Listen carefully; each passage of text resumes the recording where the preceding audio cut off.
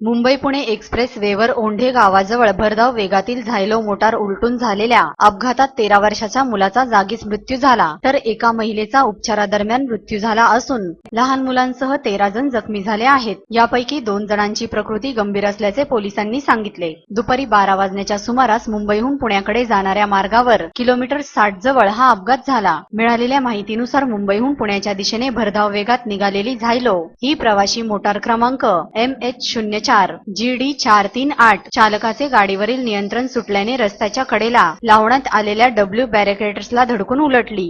यामध्ये 1 जण ठार झाला तर 13 जण जखमी झाले आहेत. सर्व जखमींना खंडाळा महामार्ग पोलीस, महाराष्ट्र राज्य रस्ते विकास महामंडळाचे आर्यन देवदूत पथक व IRBचे कर्मचारी यांनी गाडीतून बाहेर काढत उपचारासाठी निगडी येथील लोकमान्य रुग्णालयात दाखल केले आहे.